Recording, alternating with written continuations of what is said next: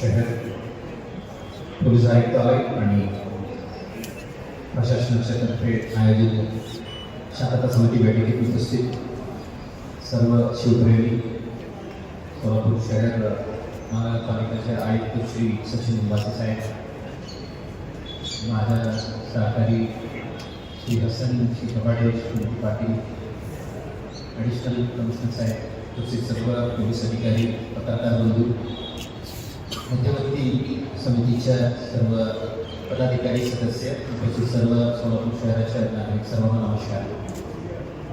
सर्वप्रथम उंबासे साहेबांना मी मनापासून स्वागत करतो.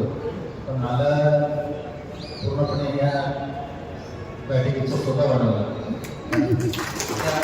माझ्या कार्यकाळात प्रथमतः महानगरपालिकेच्या आणि महोदय लोकांच्या अडीअडचणी ऐकून घेतलं. ते सोलापूरचा रहिवासी म्हणून मलाही चांगला वाटत आहे.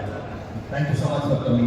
आणि आपण बसून काम करून देतात, आम्हाला ते सुटेबल नाही आहे. त्यामुळे हे जे बैठक जे आहे हे संधी मी यासाठी वापरतो. आता नुकतंच महानगरपालिकेच्या निवडणूक आणि आपलं सीतारामचा गटायात्रा दोन्ही एवढ्या शांततेने पार पडला. त्यासाठी सोलापूर महानगरपालिकेचं प्रशासन आणि महत्त्वाच्या सोलापूरच्या सर्व नागरिकांना पोलीस प्रशासनातर्फे मनापासून आभारी व्यक्त करतो. धन्यवाद. सकाळी आम्ही आमच्या टीमसोबत चर्चा करताना सायंकाळी बैठक आहे, काय काय मुद्दा आपल्याकडून येईल आणि उत्तर काय द्यायची, बॅटिंग काय करायची याबद्दल आमच्या चर्चा होतं. पण खरोखर मला असंही वाटत आहे या सभेला मी मनापासून अभिनंदन करून आभार मानायचे. बिकॉज या शिवजयंतीबद्दल चर्चा सुरू होण्याच्या अगोदरच आपणच डिक्लेअर करून टाकलं यावर्षी आम्ही पारंपरिक पद्धतीने करणार आहे. म्हणजे तिथेच 80% 90% कुठल्याही प्रकारच्या कायदा व सुरक्षा प्रश्न निर्माण होण्याची संधी बंद करून टाकली. तर हे मध्यवर्तीचे अतिशय महत्त्वाचे निर्णय आहेत. ते आम्ही स्वागत करतो आणि अभिनंदन करतो.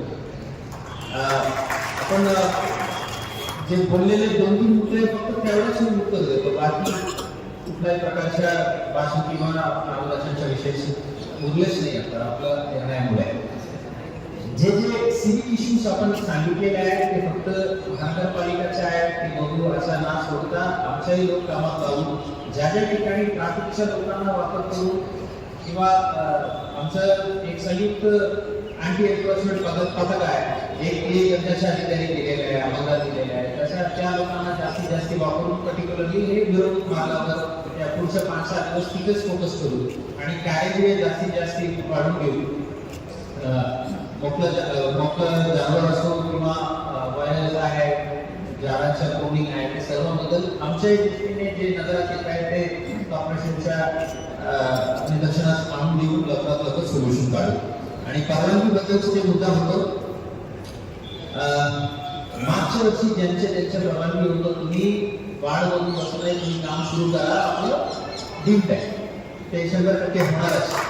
त्यामुळे आपण मला अजून परवानगी नाही मिळाला त्यामुळे हे काम राहिलं अशा अजिबात विचार करायची गरज नाही आहे. ते नवीन मॉडेल बद्दलचे जे आहे ते नक्की ठाणेदारसोबत कसा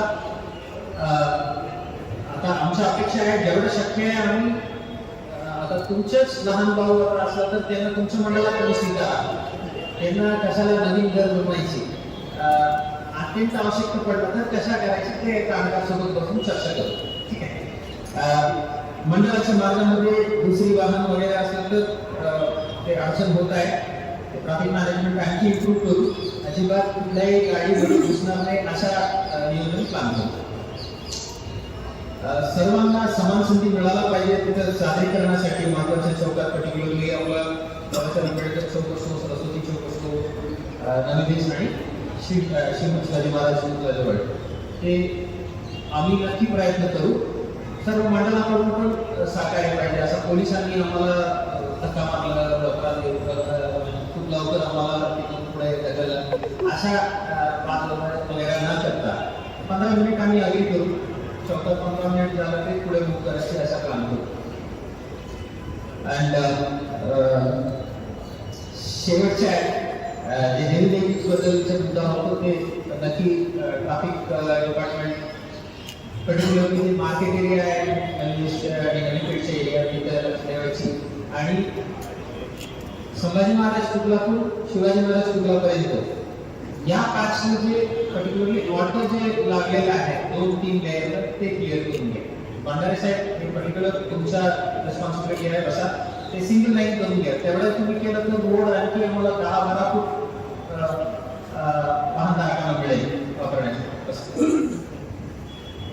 अँड शेवटचे मुद्दा मी डिटेल्स करतो भाऊनी जे सांगितलं म्हणजे इतर कोणी इकडं तिकडं ते लावलं तर त्यामुळे असं आमच्याही भावना असं वाटत आहे आम्ही का नाही. बघा आता माझा 2 वर्ष ते संपलेला आहे. आता जाण्याची तयारी काय